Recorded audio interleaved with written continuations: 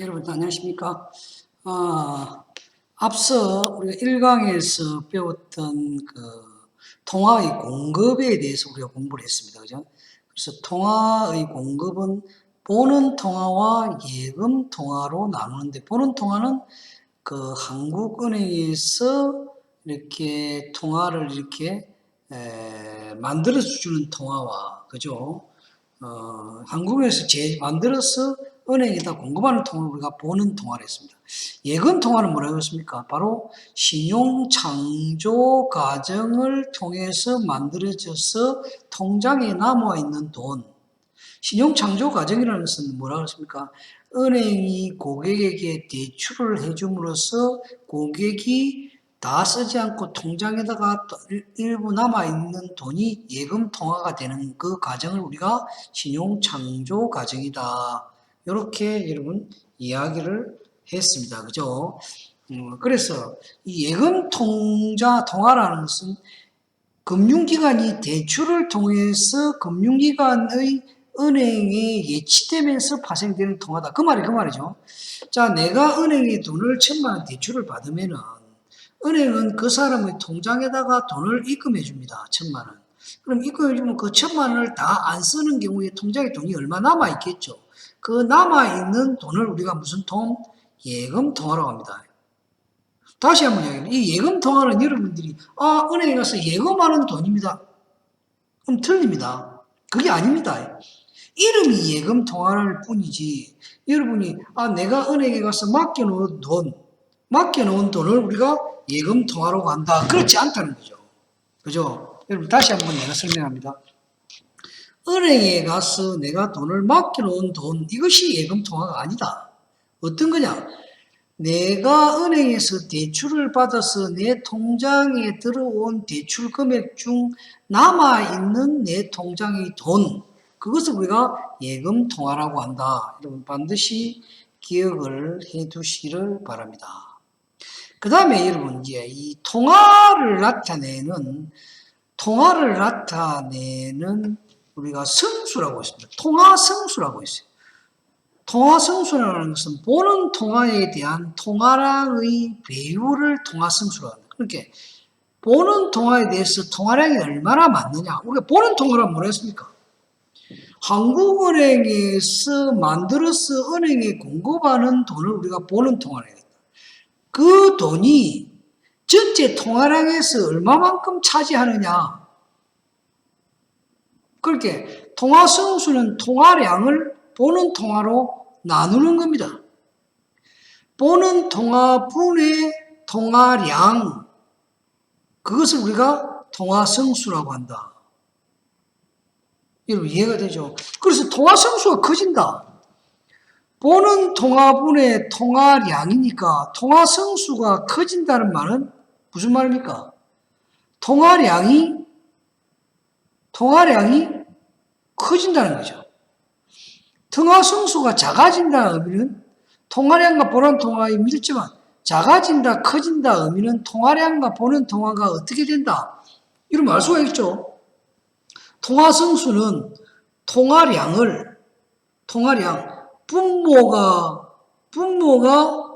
통화량이 되겠죠. 통화량을 보는 통화로 나눈 거죠. 보는 통화량 나누기 보는 통화다. 그래서 성수가 커지는 것은 통화량이 커지는 겁니까? 보는 통화가 많아지는 겁니까? 보는 통화가 숫자가 커지면은 통화 성수는 작아지겠죠. 통화량이 많아지면은 보는 통화로 나눈 값이 커지겠죠. 통화 성수가 커지겠죠. 여러분 이해가 되죠? 이거 수학적으로. 통화 성수가 커진다는 것은 통화량이 많아진다는 것을 의미하고, 통화 성수가 작아진다는 것은 통화량이 작아지는 것을 의미한다. 반대로 통화 성수가 커진다는 것은 보는 통화가 작아진다는 의미고, 통화 성수가 커진다는 것은 보는 통화 양이 적다는 것을 의미한다.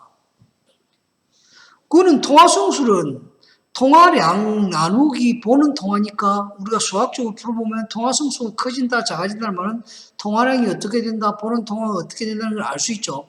요거를 여러분 내가 OX에 낼 수 있다 이 말입니다. 요 관계를.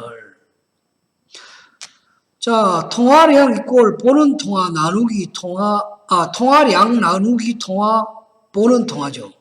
그죠? 여기서 말해. 통화 성수는 통화량 나누기 보는 통화니까.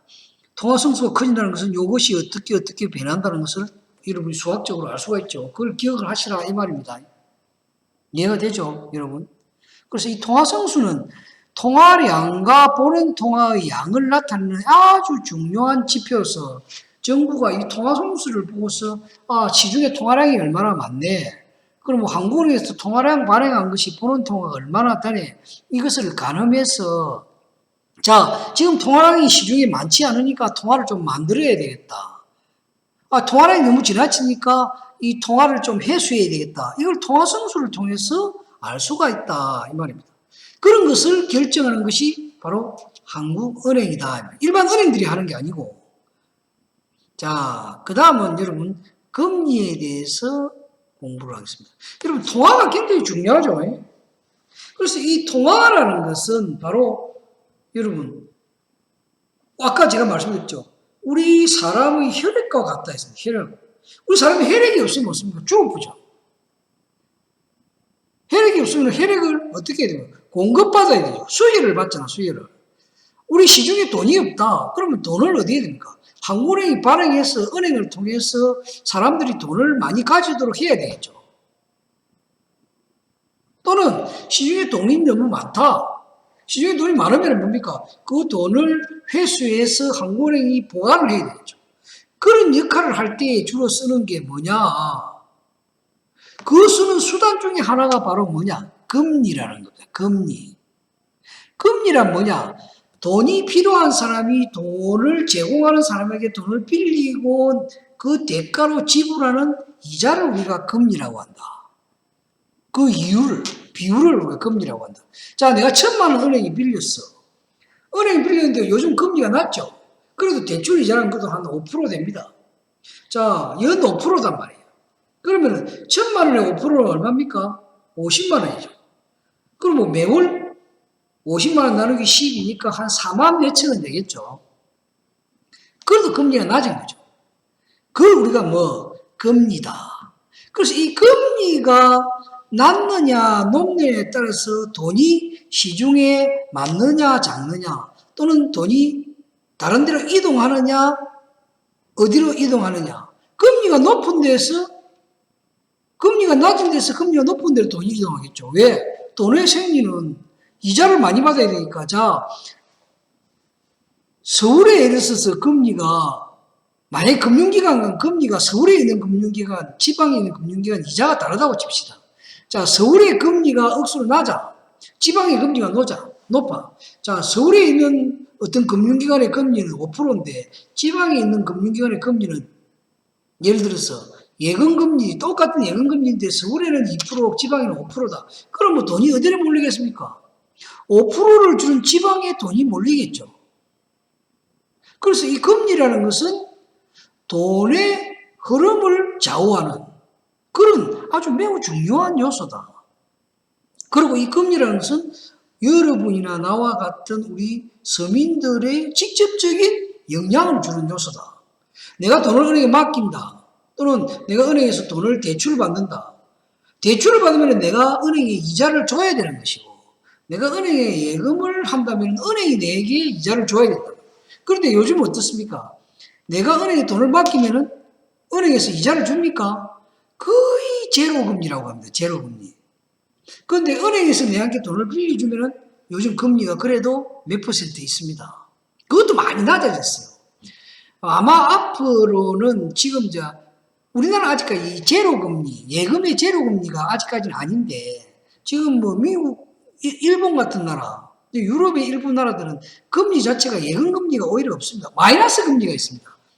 예금금리가 마이너스다라는 개념은 무슨 말이냐 하면 내가 내 돈을 은행에 맡겼을 때 오히려 맡긴 보관료를 줘야 되는 게 예금금리가 마이너스라는 거죠. 내가 은행에 예금을 1,000만 원 했는데 전에는 내가 이자를 받았는데 오히려 보관료를 내놔야 되는 게 마이너스 금리라는 거죠. 이제 그런 시대가 올 수도 있습니다. 올 수가 있는데 어쨌든 이 금리는 우리에게 굉장히 밀접한 관계이기 때문에 여러분 금리에 대해서 잘 알아야 된다. 그래서 이 금리는 그럼 누가 결정하느냐? 금리는 뭐 은행들이 저 마음대로 결정하느냐? 그렇지 않습니다. 은행들이 자기들 마음대로 금리를 결정하는 것 때문에 어떻게 하겠습니까?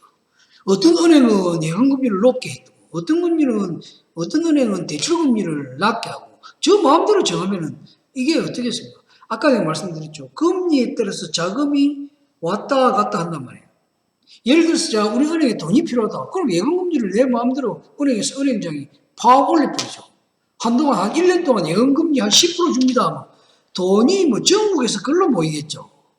그 다음에 자 우리 대출금리 없습니다. 돈 빌리고 왔어요. 만약에 어느 은행에서 그랬다. 그러면 뭐 그동안에 비싼 이자 주고 돈을 빌렸던 사람들이 전부 다 그 은행에 와서 돈을 빌려서 그걸 갚으려 하겠죠. 이제 그런 어떤 배란이 있을 수 있기 때문에 이 금리를 결정하는 것은 아주 중요한 문제다. 그래서 이 금리라는 것은 이 돈의 흐름을 좌지우지하기 때문에 바로 우리나라에서 금리를 결정한 중요한 문제는 바로 우리나라 중앙은행만이 할 수 있습니다. 우리나라 중앙은행이 매월 목요일, 셋째 주 목요일 날 금융통화운영위원회라고 열립니다. 여기는 이제 한국은행 총재가 의장이 되고 민간인 중에서 뭐 대학교 그 금융을 전공한 대학 교수라든가 또 어떤 특정인을 한 6, 7명 정도 해서 금융통화운영위원회가 구성이 되어서 이분들이 이제 매월 그렇게 저번 달까지의 우리나라 경제 상황이 어떻고 지금 시중에 돈이 얼마나 있고 지금 얼마나 기업들이 어렵고 뭐 여러 가지 경제를 전체적으로 파악을 해서 기준 금리를 올릴 거냐 내릴 거냐. 거기서 금리라는 것은 바로 어떤 금리냐. 기준금리를 이야기한다. 기준금리. 다시 한번 이야기합니다.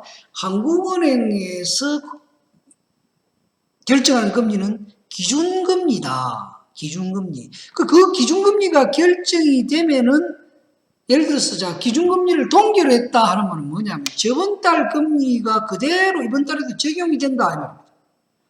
그러면 그 기준금리가 결정이 되면 그 기준금리에 의해서 각 은행들이 예금금리와 대출금리를 결정합니다. 물론 거기에서 각 은행마다 특별하게 다르지 않습니다. 가상금리라 해서 그 개인의 어떤 신용이라든가 여러 가지 상을 판단해서 거기에 플러스 가상금리를 해가지고 결정을 합니다. 그래서 예금금리와 대출금리를 결정을 하죠.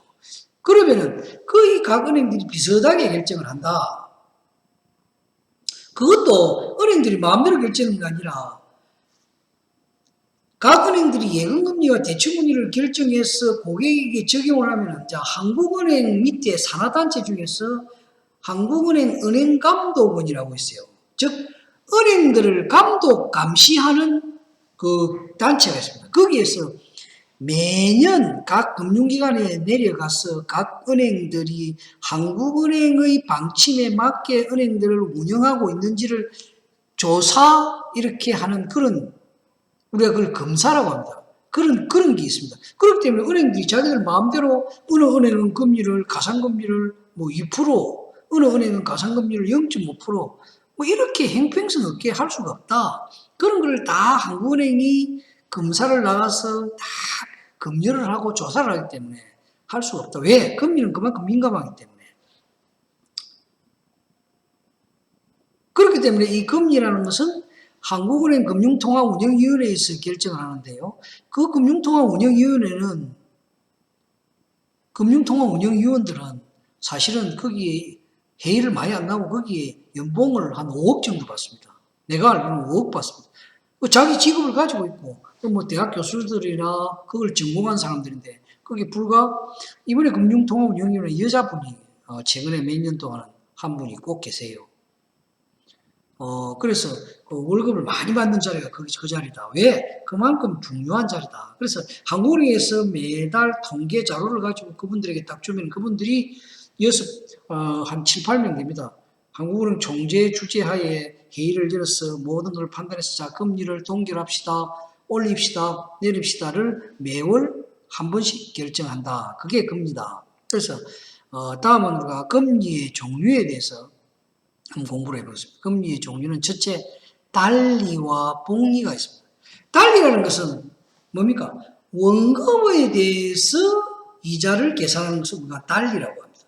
자, 내가 1,000만 원 빌렸는데 1,000만 원에 있어서 연 2%다 하면은 1년에 20만 원 이자를 내면 되는 것이고, 내가 은행에 예금을 했는데 연 2%다. 1년에 내가 20만 원 이자를 받으면 됩니다. 복리라는 것은 이자 플러스 이자가 나온 데서 그 이자와 원금을 합해서 다시 이자 계산을 하고, 또 합한 데서 다시 이자를 플러스 해나가면서 다시 이자를 계산하는 것을 우리가 복리다. 이자에 대한 이자도 함께 계산하는 것. 원금뿐만 아니라 이자에 대한 이자. 그렇게 예를 들어서 이런 겁니다. 전에는 이 복리 계산이 있었는데 요즘은 복리로 예금 이자를 주는 곳은 거의 없습니다. 지금 제로 상태니까. 자, 예를 들어 내가 1,000만 원 예금을 2% 했다. 그러면 매달 예를 들어서 10,000원이다. 이자가 매달 10,000원 나온다 칩시다. 그럼 뭐 1,000만 원 플러스 10,000원, 11,000원, 1,000만 원 곱하기 이자 계산하고, 또 다음 때는 또 그 계산한 데가 또 곱하기 이자 계산하고, 이렇게 이자와 원금을, 나온 이자와 원금을 합해서 다시 이자를 계산하고, 또 나온 걸 합해서 그렇게 복리로 계산하면 이자가 엄청나게 불어나겠죠. 그래서 이 복리 개념은 이자에 이자가 붙는 거니까 아주 높은 거죠. 근데 지금은 거의 대부분의 금융기관이 달리로 계산한다 보면 되겠습니다. 그 다음에 이제 금리는 고정금리와 변동금리가 있습니다. 고정금리라는 것은, 자, 한번 이자를 계산하면 만기까지 그 이자가 변동이 없는 것을 우리가 고정금리라고 합니다. 그 다음에 변동금리라는 것은, 자, 아까 제가 말씀드렸죠. 한국은행에서 기준금리를 바뀌잖아요. 매달 기준금리가 바뀌면 금리가 변하지 않습니까? 그 기준금리가 변함으로 인해서 내가 맡겨놓은 예금이나 내가 지급받은 대출 이자에 대해서 이자 금액이 변해가는 금리를 우리가 변동금리다. 그러면 여러분이, 그러면 이 변동금리와 기준금리를 어떨 때 적용하느냐? 사실은 전에는 내가 은행에 다닐 때는 사실 대출이나 예금에 있어서 고객의 선택을 할 수 있었습니다. 나 고객에게 물어봅니다. 그럴 때는 대부분이 예금금리, 변동금리를 물어봤었어요. 근데 지금은 어떻느냐? 지금은 거의 대부분이 고정금리 형태로 이루어져 있다. 일부 대출에 있어서는 대출의 상품에 따라서 변동금리가 있을 수가 있습니다. 그런데 그러면 이제 그게 중요한 것이 아니라 내가 선택을 한다고 봤을 때, 자, 어떨 때에 고정금리 하는 것이 좋고 어떨 때 변동금리 할 때 중요하냐, 그게 여러분이 잘 알아야 되는 거죠. 자, 예를 들어서 이런 겁니다. 자, 앞으로 우리나라의 금리가, 기준금리가 오를 것이다 내릴 것이다를 예측을 해야 되겠죠. 그러면 이제 내가 생각할 때 앞으로 우리나라의 금리는 오를 것이다, 예금금리는 오를 것이고 대출금리도 오를 것이다, 오를 것이다 판단이 되면 여러분 어떤 금리를 해야 되겠습니까? 자, 대출을 내가 받을 때는 오를 것이다가 판단이 되면 고정금리를 해야 되겠습니까? 변동금리를 해야 되겠습니까? 내가 이자를 내야 되니까 이자가 오른다고 해서 내가 자꾸 변동금리를 오르면 이자를 더 주겠죠. 내가 더 내야 된다. 그러니까 앞으로 이자가 오를 것이 판단이 되면 대출금리는 고정금리로 해야 되겠죠. 그런데 내가 이자를 받는 예금금리는 변동금리를 해야 내가 이자를 더 받겠죠. 여러분 이해가 됩니까? 그런데 앞으로 금리가 내릴 것이다. 이제 앞으로 갈수록 금리가 내리겠죠. 왜 그렇습니까? 이제 앞으로 금리가 내릴 것입니다. 그럼 금리가 내릴 때는 어떻습니까? 대출금리의 경우는 어떻게 해야 됩니까? 이러면 고정금리를 해야 됩니까? 변동금리를 해야 됩니까? 그렇죠. 변동금리를 해야 된다. 이자가 내려가면 내가 이자를 적게 내야 되니까 변동금리를 해야 이자를 적게 내죠. 그리고 예금금리를, 내가 돈을 받는 거니까 금리가 내려가도 원래 금리대로 돈을 받으려니까 그 고정금리를 해야 되겠죠. 그래서 여러분, 이 고정금리, 변동금리를 어떻게 적용해야 되느냐, 이것을 여러분이 잘 알아야 된다. 이게 시험에 나올 수 있더라고요. 앞으로 금리가 내릴 것이 예상된다 했을 때 대출금리는 고정금리로 하는 것이 좋다. 맞나 틀리냐? 여러분 맞습니까? 틀립니까? 틀리죠. 자, 앞으로 금리가 오를 것이다. 예금금리는 고정금리로 하는 것이 좋다. 맞나 틀리나? 틀리죠. 예금금리가 앞으로 오를 것이면 변동금리를 해놔야 내가 덕이죠. 그러니까 여러분이 앞으로 금리가 어떻게 변할 것이냐. 환율도 마찬가지입니다. 환율도 마찬가지. 그죠? 여러분, 환율이 앞으로 원화 대비, 달러 대비 원화의 환율이 앞으로 오를 거냐 내릴 거냐에 따라서 내가 지금 원화를 가져야 되느냐, 달러를 가져야 되느냐 판단이 서겠죠. 여러분 공부를 했으니까 내가 물어볼게요. 자, 앞으로 환율이 내릴 것이다. 판단이 된다. 앞으로 환율이 내릴 것이다. 그러면 여러분, 달러를 가지고 있어야 됩니까? 원화를 가지고 있어야 됩니까? 어느 돈의 가치가 높아집니까? 앞으로. 환율이 내릴 것이다. 그럼 환율이 내린다는 의미는 뭡니까? 환율이 내리는 그 숫자가 작아진다는 거죠.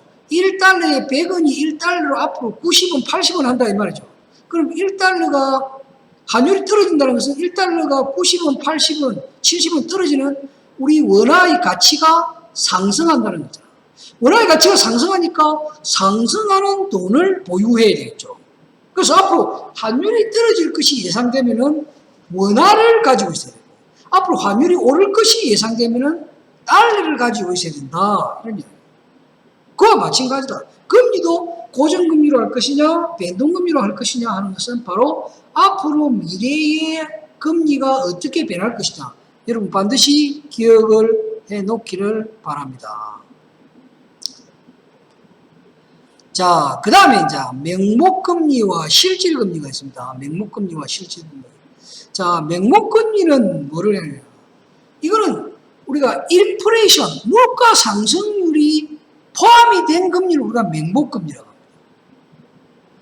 그럼 실질금리는 이 명목금리에서 앞으로 일어날 기대 인플레이션, 물가 상승률을 뺀 금리를 실질금리다.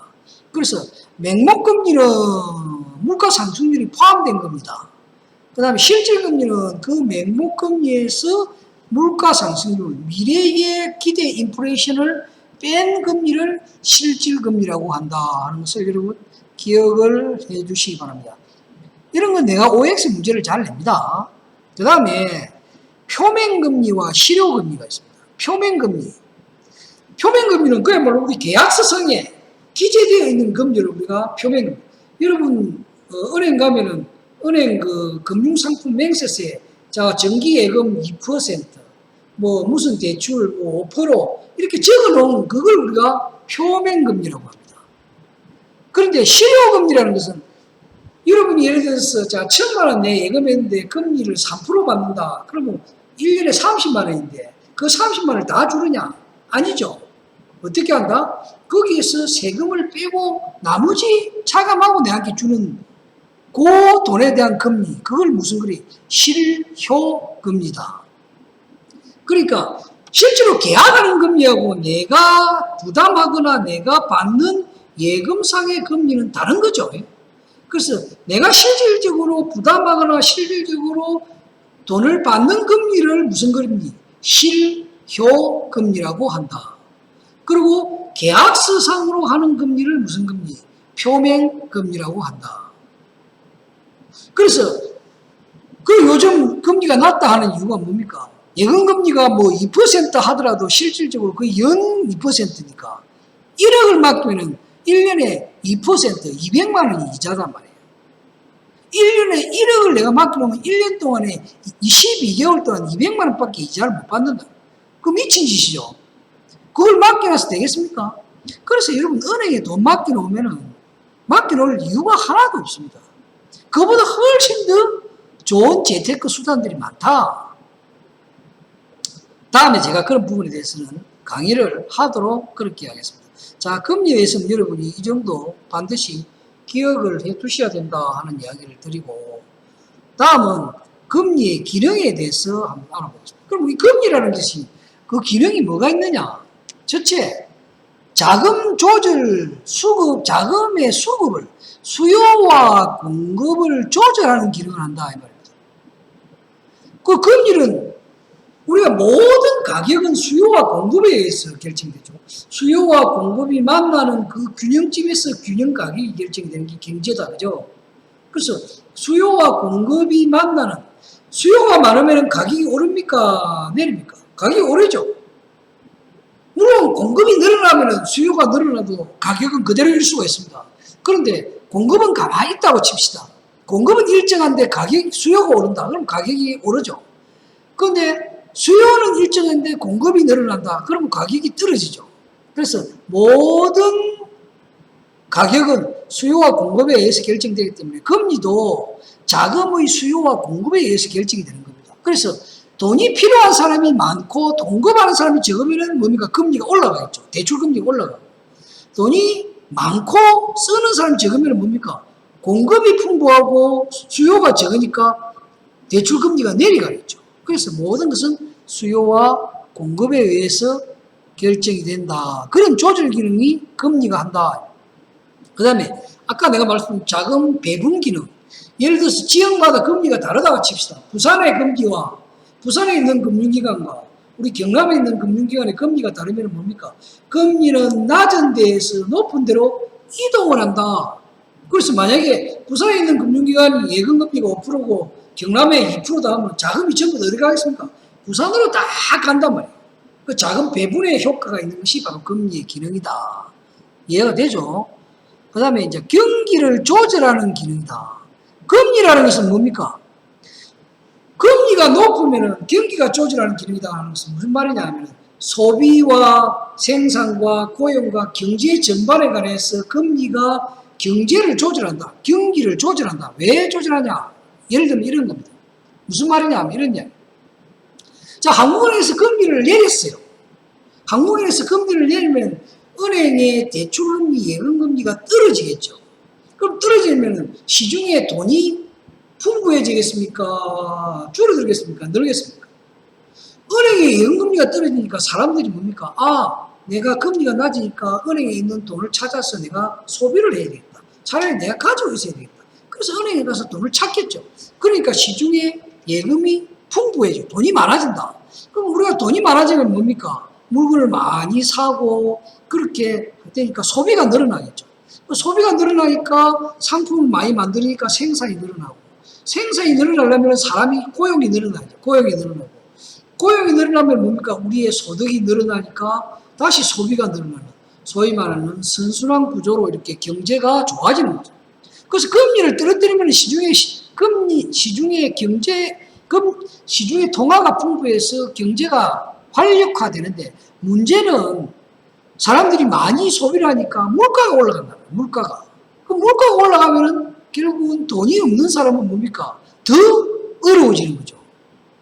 그래서 그러면 무작정 우리가 금리를 낮추면 소비가 늘어나니까 좋아지느냐? 물가가 올라가기 때문에 안 좋은 것도 또 발생한단 말이에요. 그래서 그걸 적절하게 금리를 해서 물가도 올라가지 않으면서 경제가 좋아지는 어떤 금리의 적정성, 이것을 이제 한국은행에서 결정하는 거죠. 그래서 모든 것은 우리가 장점도 있고 단점도 있습니다. 그렇기 때문에 만약에 장점과 단점이 없다, 장점만 있다면 그 경제 정책을 아무라도 부총시키는 잘 하겠죠. 한국은행 총재시키는 거 아무라도 잘한다. 그런데 반드시 금리를 내리면은 소비가 늘어나서 경제가 활성화되는 반면에 물가가 올라가가지고 서민들이 더 살기가 어려워지는 이런 또 이중적인 단점이 있단 말이에요. 그래서 그걸 보완하기 위해서 그럼 금리를 적정한 수준, 그게 이제 바로 경기 조절 기능이다. 무슨 말인지 알겠죠? 자, 그래서 여러분 금리와 소비, 투자, 생산, 고용, 요 관계 금방 내가 말씀드린 그런 내용들을 여러분 잘 기억을 해놔야 됩니다. 잘 기억을 반드시 해놓기를 바랍니다. 자, 그 다음에 금리를 결정하는 요인이 있습니다. 금리를 결정하는 요인. 금리의 결정 요인이 있어요. 우리가 금리를 결정하는 것은 아까 수요와 공급, 자금의 수요가 오면서 금리가 결정이 되는데 그 금리를 결정하는 구체적인 요인은 밑에 세 가지가 있다. 첫째는 뭐냐? 경제활동 수준이다.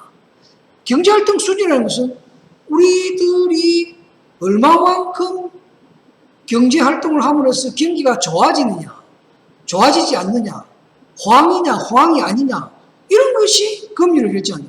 경기가 굉장히 호황이다. 시중에 돈이 많아서 소비도 활성화되고 경제가 굉장히 좋다 하면은 금리를 어떻게 합니까?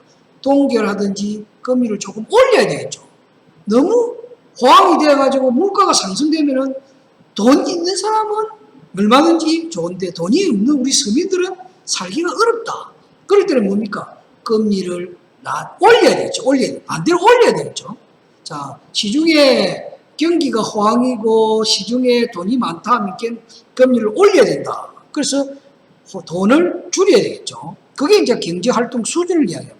우리가 살아가는 데 있어서 경제활동 수준이 되게 높다 하면 금리를 동결하거나 올려라 하는 것이 이제 금리를 결정하는 요인이 되겠죠. 그 다음에 이제 한국은행에서 통화정책 기조, 한국은행 정책 당국자들이 올해는 금리를 동결할 것이다, 또는 금리를 낮출 것이다 하는, 또는 금리를 올릴 것이다 하는 이런 어떤 정책 방향이 정해져 있겠죠. 국가의 어떤 정부 정책에 의해서 올해는 금리를 조금 안정적으로 갑시다 하는 것은 금리를 동결하는 거죠. 그래서 우리나라 경제부총리와 한국은행 총재는 수시로 이렇게 만나서 협의를 합니다. 정부에서 이런 경제정책을 추진하는 데 있어서 금리를 올려야 될 것이냐, 내려야 될 것이냐, 또는 금리를 동결할 것이냐 하는 것을 서로 협의해야 된다. 그래서 한국은행 총재와 우리나라 기획재정부 장관, 경제부총리죠. 수시로 이렇게 이런 데 있어서 협의를 하는 그런 방향으로, 그래서 통화정책 기조가 어떠냐에 따라서 금리를 결정한다. 그 다음에는 앞으로 미래의 물가 상승률이 어떠냐, 기대 인플레이션, 물가가 올라갈 것이냐 내려갈 것이냐. 물가가 여러분 올라가면 화폐의 구매력이 떨어집니까, 좋아집니까? 물건 가격이 올라오면 구매력이 떨어지는 거죠. 그죠? 화폐 가치가 떨어지니까 구매력이 낮아지는 거잖아요. 그죠? 예를 들어서 자동차, 똑같은 소나타 자동차가 2천만 원 하는가, 그 똑같은 소나타가 3천만 원 하면 뭡니까? 그만큼 내 돈의 가치가 떨어지는 거죠. 2천만 원 주고 차를 구매할 수 있었는데 물가가 올라서 3천만 원 줘야 차를 사니까 내 돈의 가치가 떨어져서 구매력이 약화된 것이다. 그래서 미래의 물가가 오를 거냐 내릴 거냐에 따라서 금리를 어떻게 결정할 거냐를 결정한다. 그런 이야기. 그래서 우리나라의 금리 체계는 아까 제가 초반에 말씀드린 매월 셋째 주 목요일 날 한국은행 금융통화운영위원회에서 결정하는 한국은행 기준금리가 모든 시장과 금융기관의 금리를 결정하는 기준이 되는 겁니다 하는 것을 여러분이 꼭 기억하시기 바랍니다. 한국은행 기준금리가 모든 시장의 금리와 금융기관의 금리를 결정하는 기준이 되는 겁니다 하는 것이 바로 한국은행 금융통화운영위원회에서 결정하는 겁니다. 그래서 이 금리라는 것은 아까 제가 말씀드렸지만 우리가 가장 중요하다고 생각하는 이 통화량을 결정하는 매우 중요한 요소다. 사실은 돈이라는 것은 여러분이나 내게 굉장히 소중한 겁니다. 그런데 이 소중한 돈을 내가 돈을 어떻게 가질 것이냐를 결정하는 문제가 바로 금리라는 거죠. 금리. 그걸 누가 결정한다? 우리나라 한국은행이 결정한다. 기준금리 여기 있죠. 한국은행 기준금리가 결정이 되면 한국은행이 기준금리를 5% 올렸다. 그리고 이 금리가 또 중요한 문제와 결부된 게 뭐냐고. 요즘 여러분 주식 있죠. 주식. 이 주식도 금리와 굉장히 밀접합니다. 한국은행에서 이번 달 9월 달에 만약에 앞으로 금리를 내릴 것이다 하면 주가가 오르겠습니까? 내리겠습니까? 주가가 오릅니다. 왜 오르느냐? 한국은행에서 금리를 내린다 하면 어떻습니까? 사람들의 심리가 금리가 예금금리가 내리고 대출금리도 내리고 하니까 내가 맡겨놓은 돈을 찾아가지고 은행에다 투자해야 되겠다. 이자도 없는데 그 다음에 대출 이자가 싸니까 은행에 대출 받아서 내가 은행 주식에 투자해야 되겠다.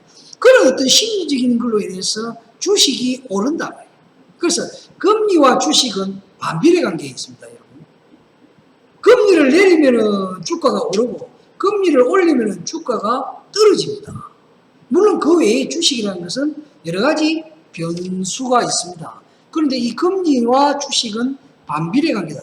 그래서 여러분이 한국은행에서 어제 금리를 올렸습니다 하면 다음날 반드시 주식은 떨어집니다. 그런 관계를 여러분이 알아야 된다. 그래서 금리라는 것은 굉장히 중요한 문제다 하는 이야기입니다. 자, 2강 수업 시간에 다시 한번 이렇게 정리를 하고 마치도록 하겠습니다. 매우 중요합니다. 자, 우리가 아까 예금 통화부터 시작했죠. 그죠? 예금 통화의 정의를 아까 이야기했습니다. 예금 통화라는 것은 신용 창조 과정을 통해서 만들어진 통화를 우리가 예금 통화라고 한다. 그 신용 창조 과정이라는 것은 뭐냐 하면은 내가 은행에 가서 대출을 받아서 내 통장에 입금된 예금을 내 통장에 입금된 돈을 다 쓰지 않고 남겨놓은 돈, 그것을 우리가 예금 통화라고 합니다.